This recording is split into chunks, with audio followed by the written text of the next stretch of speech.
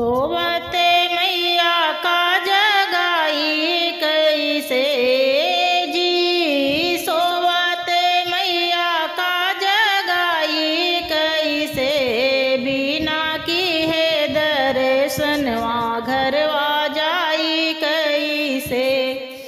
ए जी सोवते मैया का जगाई कैसे जी, सोवते मैया का जगाई कैसे, बिना की है दर्शनवा घरवा जाई कैसे जी, सोवते मैया का जगाई कैसे, बिना की है दर्शनवा घरवा जाई कैसे।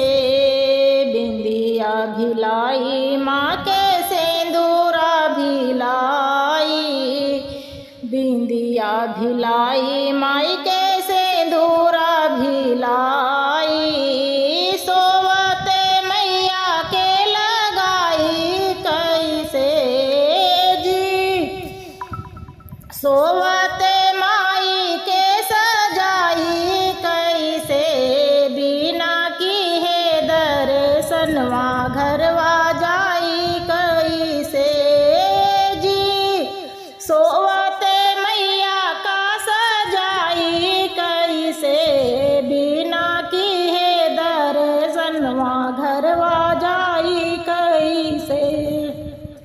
सोवते मैया का जगाई कैसे, बिना की है दर्शनवा घरवा जाई कैसे।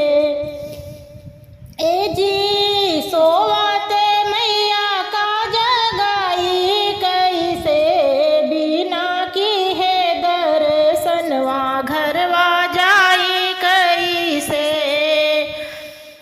हरवा भिलाई माँ के कुंडल भिलाई, हरवा भिलाई माँ के गजरा भिलाई,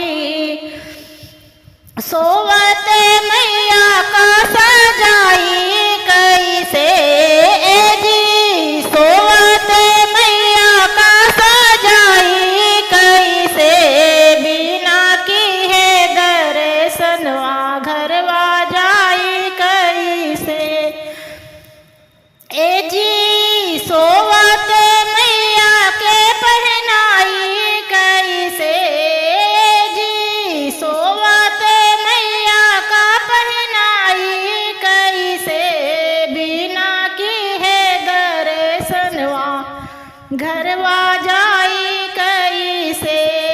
सोवते मैया का जगाई कैसे जी, सोवते मैया का जगाई कैसे, बिना की है दर्शनवा घरवा जाई कैसे।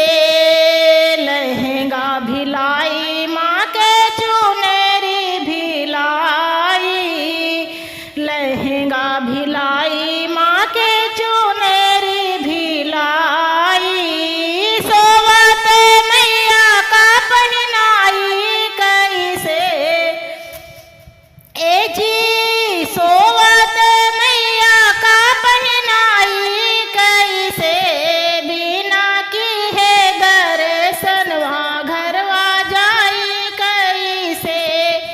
ए जी सोवते मैया का पहनाई कैसे, बिना की है दर्शनवा घरवा जाई कैसे। सोवते मैया का जगाई कैसे जी, सोवते मैया का जगाई कैसे, बिना की है दर्शनवा घरवा जाई कैसे, बिना की है दर्शनवा घरवा जाई कैसे। चूड़िया भिलाई माई के कंगना ले आई, चूड़िया भिलाई माई के कंगना